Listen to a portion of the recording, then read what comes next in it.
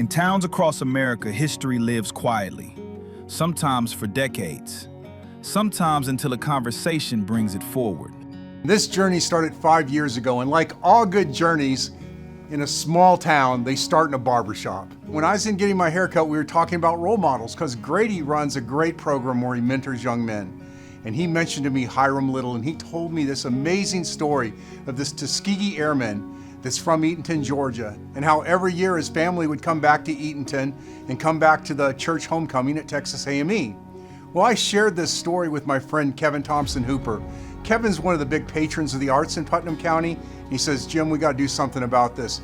A Tuskegee Airman from a small Georgia town, a story many people never knew. Why can't we do something that's positive? Why can't we bring attention to somebody who could be a teacher to others? What began as a conversation became a mission. I'm just really, really honored that the folks in Eatonton chose to honor my father and do this tribute to him. But before the monument, there was a man. And before the history, there was a family. Growing up, Black History Month for us was Grandpa History Month. My understanding of my great-grandfather was he was this incredible, prolific figure. Everything that he's done in his lifetime has been for the betterment of his family. To the world, he was history.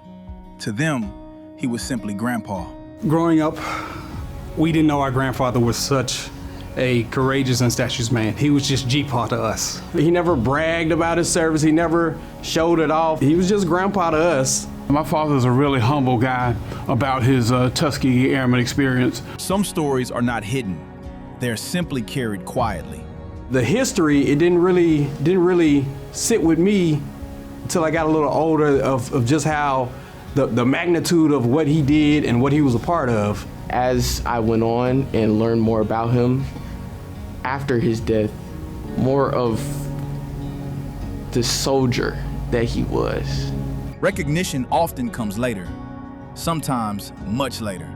I wanted to depict the Tuskegee Airmen and Hiram Little in this instance as pioneers in terms of standing up for their rights as human beings, resisting the segregation and the prejudice that was put against them, and declaring themselves as equals, as men, as human beings.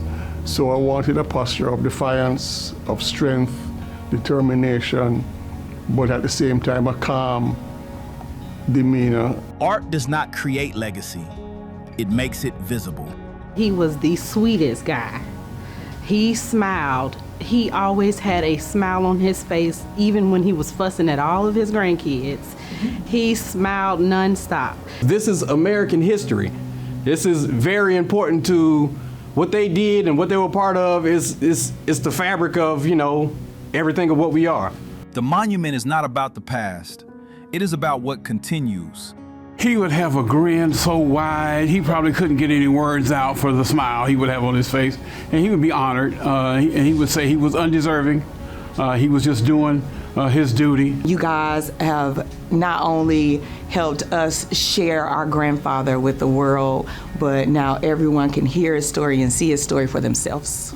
A story carried by a family, recognized by a community, remembered for generations.